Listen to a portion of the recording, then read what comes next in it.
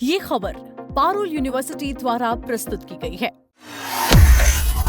देखना है तो उन विषयों को देखो, उन महिलाओं के चेहरे को देखो। 12 करोड़ शौचालय बने। देश में ऐसे पहले कभी भी कोई सरकार नहीं बनी जिसने महिलाओं के सम्मान को समझा, महिलाओं के स्वाभिमान को समझा, महिलाओं के अधिकार को समझा।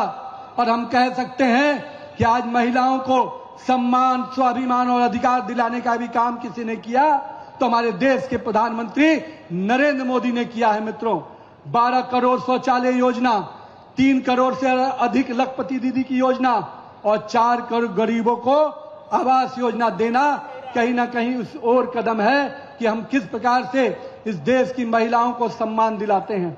माननीय प्रधानमंत्री जी ने तय किया था कि हम इस देश में महिलाओं को आत्मनिर्भर बनाएंगे और आज कहीं ना कहीं 3 लाख करोड़पति दीदी जब बनकर आगे आई है और जब जीविका दीदी के माध्यम से हमारी महिलाएं पूरी तरह से सेल्फ हेल्प ग्रुप के माध्यम से जब काम कर रही हैं तो कहीं ना कहीं महिलाएं केवल अपने आप को स्वावलंबी नहीं, पूरे परिवार को ताकत और संबल देकर आगे बढ़ा रही है। मित्रों, इस देश में एक समय था कि कोरोना आया, पूरे विश्व में पूरा विश्व ठहर गया था और लोग कहते थे कि भारत इस आपदा से कैसे निकलेगा। मित्रों, लेकिन उस आपदा को भी चुनौती बनाते हुए, अवसर बनाते हुए देश के प्रधानमंत्री नरेंद्र मोदी जी ने उस आपदा की काल से भी भारत को निकाला।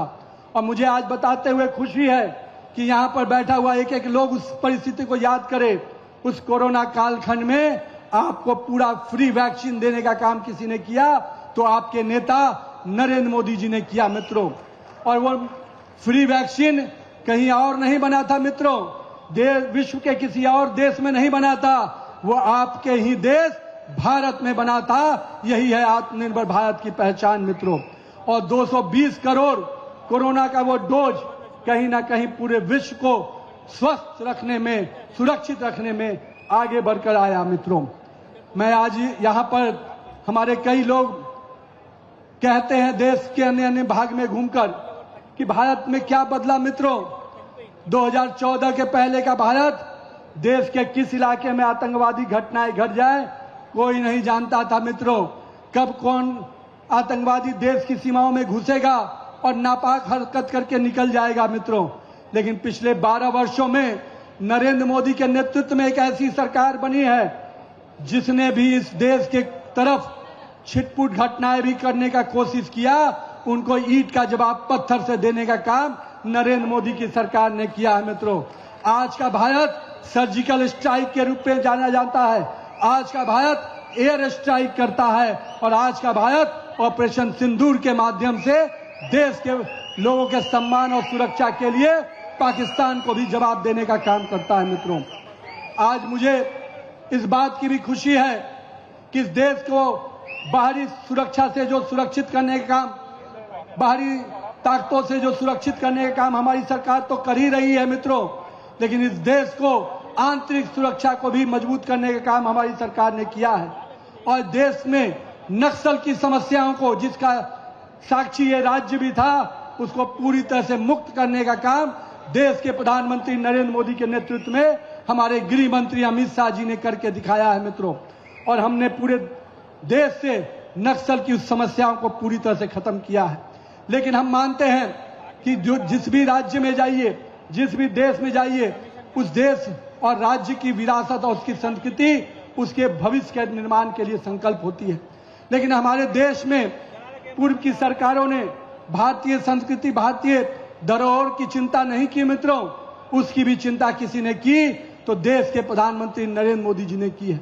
आज अगर हम कहते हैं काशी विश्वनाथ कॉरिडोर, हम कहते हैं कि महाकाल का वो स्थान जिसको आज पुनर्जीवित किया गया, और हम कहते हैं कि प्रभु श्री राम का अयोध्या में पवित्र मंदिर किसी ने बनाया और उसको भव्य रूप दिया तो हमारे नेता आदरणीय प्रधानमंत्री नरेंद्र मोदी जी ने दिया है। मैं आज इसलिए इस बात को करने आया हूं। मित्रों, आज भारत पुनर्विकास के उस दौर में अपनी भारतीय संस्कृति की चेतना के साथ, आत्मविश्वास के साथ आगे बढ़ रहा है। आज का भारत वो भारत है जो कश्मीर के लाल चौक पर भी तिरंगा लहराते हुए दिखता है। आज का भारत अपने तिरंगे के सम्मान के साथ कोई समझौता नहीं करता। मित्रों, एक समय इस देश में वो कालखंड था कि कश्मीर के लाल चौक पर पाकिस्तान का झंडा लहराता था, हमारे सैनिकों के सर काट लिए जाते थे और दिल्ली में बैठी हुई सरकार मौन रहती थी। ये वही सरकार है जो सरकार कांग्रेस की यहां चल रही है, ये वही सरकार वहां दिल्ली में बैठी है।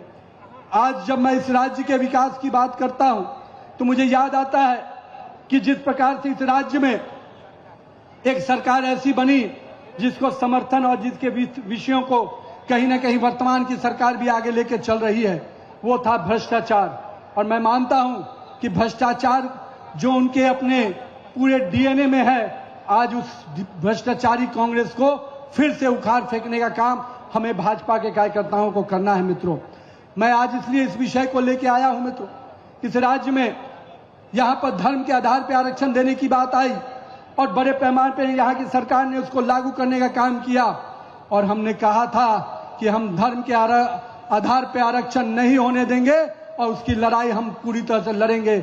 और भारतीय जनता पार्टी इस बात के लिए संकल्पित है कि हम गरीब को गरीब के आईने से देखेंगे, हम अनुसूचित जाति के लोग को अनुसूचित के आईने से देखेंगे, हम अपने जनजाति भाइयों को उन जनजाति भाइयों के समस्याओं के साथ देखेंगे और उनके आरक्षण में कोई पीछे से आकर धर्म के आधार पर आरक्षण दे, यह कतई हम होने नहीं देंगे। मित्रों, इसलिए आज हम वैसे भारत के निर्माण में माननीय प्रधानमंत्री नरेंद्र मोदी के नेतृत्व में काम कर रहे हैं जो पूरे देश को विकास के रास्ते पे आगे बढ़ा रहा है। लेकिन मुझे दुख है कि आज जिन वादों के साथ यहां सरकार बनी, उन वादों को पूरा करने का काम यहां की सरकार ने नहीं किया। आज NH 163 के अंतर्गत यादगिरी वारंगल 99 किलोमीटर के 4 लेन सड़क का निर्माण का काम 1900 करोड़ की योजना से स्वीकृति देने का काम हमारी सरकार ने किया है। तेलंगाना को पहला सीमेंट कंक्रीट राष्ट्रीय राजमार्ग में शामिल करने का काम हमारी सरकार कर रही है। आज PM मित्र काकतीय मेगा टेक्सटाइल पार्क जो 1700 करोड़ की योजना से विकसित हो रहा है, उसका भी काम नरेंद्र मोदी की सरकार कर रही है। मुझे काजीपेट में 521 करोड़ के योजना से जो रेलवे विनिर्माण इकाई का ट्रेनों के निर्माण का काम शुरू होने वाला है, उसको भी नरेंद्र मोदी के नेतृत्व में आगे बढ़ाने का काम हो रहा है। लेकिन मुझे याद आया, काजीपेट में ये रेलवे कारखाना बहुत पहले बनना था। PV नरसिम्हा राव जी ने उस सपने को देखा था, लेकिन उसके बाद के समय में कांग्रेस की सरकार आई और उसको भटकाने का लटकाने का काम किया। लेकिन मैं धन्यवाद देता हूं उस वारंगल की जनता के तरफ से नरेंद्र मोदी जी को कि उन्होंने PV नरसिम्हा राव का भी सपना पूरा करने का काम किया और काजीपेट में जो कारखाना खड़ा होगा वो यहाँ के युवाओं को, यहाँ के नौजवानों को रोजगार का नया अवसर सृजित करेगा।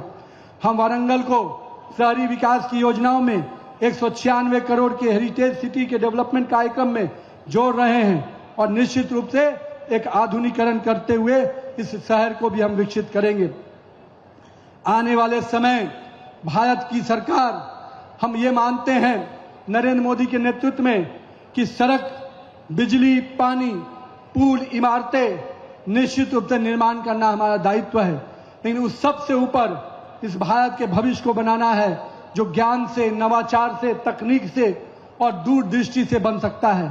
और कहीं ना कहीं मोदी जी की सरकार आज आर्टिफिशियल इंटेलिजेंस के माध्यम से सेमीकंडक्टर, इलेक्ट्रॉनिक्स मैन्युफैक्चरिंग का हब और डीप टेक जैसे वैश्विक केंद्र बनाने का काम हमारी सरकार करने जा रही है। मित्रों, आपको याद होगा अभी से कुछ दिन पहले जब आर्टिफिशियल AI का बड़ा एनुअल पूरा ग्लोबल समिट हुआ और उस ग्लोबल समिट को नरेंद्र मोदी के नेतृत्व में जब हो रहा था तो विश्व के कई बड़े राष्ट्र के लोग भारत में जुटे थे और मानते थे कि AI की दुनिया का नेतृत्व भारत करेगा।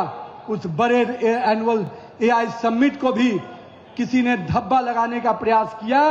जो उनके नापाक इरादे थे, जो नहीं सफल हो पाए, वो कोई और नहीं, यही कांग्रेस के कार्यकर्ता थे जो AI समिट में जाकर भारत को बदनाम करने का प्रयास कर रहे थे। लेकिन मैं उनको भी स्पष्ट रूप से कहता हूं, भारत की संस्कृति, भारत का युवा और भारत का नौजवान आपके भटकावे में अब आने वाला नहीं है। भारत का नौजवान आज AI के माध्यम से भारत को ग्लोबल लीडर बनाने के लिए, सेमीकंडक्टर के माध्यम से भारत को ग्लोबल लीडर बनाने के के लिए और मैन्युफैक्चरिंग में भारत को ग्लोबल लीडर बनाने के लिए आज का युवा सड़कों पे आएगा और कहीं ना कहीं नरेंद्र मोदी के साथ खड़ा होकर आगे बढ़ेगा। मित्रों,